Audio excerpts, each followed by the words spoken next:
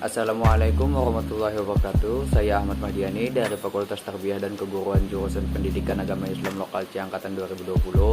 Di sini saya akan menyampaikan isi makalah saya yang berjudul Evaluasi Pendidikan PAI.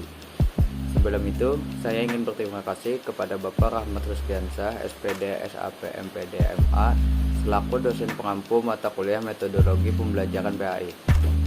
Selanjutnya, silahkan disimak baik-baik materi yang saya akan berikan. Terima kasih. Ya, di sini saya akan membahas mengenai evaluasi pendidikan PAI. Adapun untuk rumusan masalahnya, yang pertama, pengertian evaluasi pembelajaran PAI, prinsip evaluasi pembelajaran PAI, tujuan dan fungsi pembelajaran PAI, macam-macam evaluasi pembelajaran PAI, dan alat-alat penilaian. Kita masuk ke pembahasan yang pertama, yaitu pengertian evaluasi pembelajaran PAI. Secara etimologi, evaluasi berasal dari kata to evaluate yang berarti menilai. Evaluasi pendidikan agama ialah suatu kegiatan untuk menentukan taraf kemajuan suatu pekerjaan di dalam pendidikan agama. Evaluasi adalah alat untuk mengukur sampai di mana penguasaan murid terhadap pendidikan yang telah diberikan. Yang dimaksud dengan penilaian dalam pendidikan adalah keputusan-keputusan yang diambil dalam proses pendidikan secara umum, baik mengenai perencanaan, pengelolaan, proses, dan tindak lanjut pendidikan atau yang menyangkut perorangan kelompok maupun kelembagaan. Oleh karena itu, yang dimaksud dengan evaluasi dalam pendidikan agama Islam adalah pengambilan sejumlah keputusan yang berkaitan dengan pendidikan agama Islam guna melihat sejauh mana keberhasilan pendidikan yang selaras dengan nilai-nilai Islam sebagai tujuan dari pendidikan Islam itu sendiri.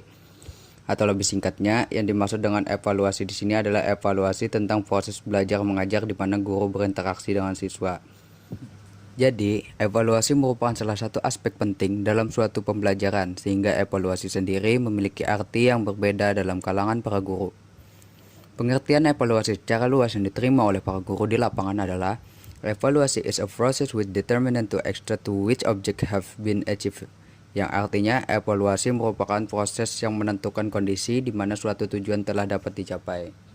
Menurut Stoverbeam yang dikutip oleh Eko Purwotodoyoko menyatakan bahwa evaluasi is the process of delineating, obtaining, of providing, describe, and judgmental information about the worth and merit of some object, goal, design, implementation, and impact in order to guide decision-making, serve need for accountability, and promote understanding of the involved phenomena. Arti dari pernyataan ini, evaluasi merupakan suatu proses menyediakan informasi yang dapat dijadikan sebagai pertimbangan untuk menentukan harga dan jasa, the worth and merit dari tujuan yang dicapai, desain, implementasi, dan dampak untuk membantu membuat keputusan, membantu pertanggungjawaban, dan meningkatkan pemahaman terhadap fenomena.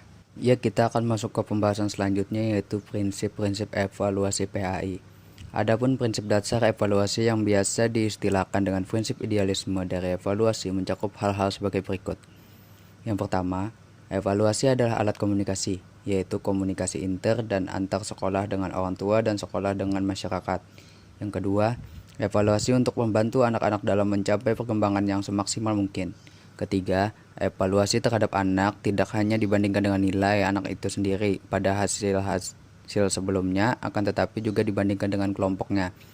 Yang keempat, dalam mengadakan evaluasi seharusnya mempergunakan berbagai macam alat atau cara-cara evaluasi dengan segala variasinya.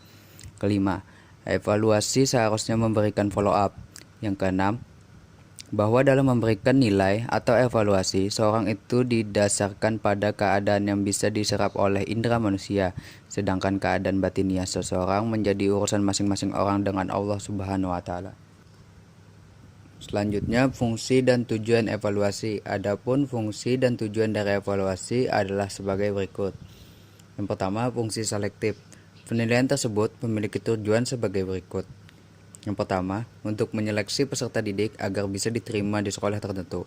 Yang kedua, untuk bisa memilih mana peserta didik yang sudah bisa naik kelas atau yang mana tinggal kelas. Yang ketiga, untuk menyeleksi para peserta didik yang berhak mendapatkan beasiswa. Yang keempat, menentukan peserta didik yang berhak meninggalkan sekolah. Yang kedua, fungsi diagnostik. Dalam hal ini, evaluasi memiliki peran untuk mendiagnosa permasalahan yang ada pada peserta didik. Selanjutnya, guru atau sekolah bisa merumuskan penanganan lebih lanjut dengan lebih mudah.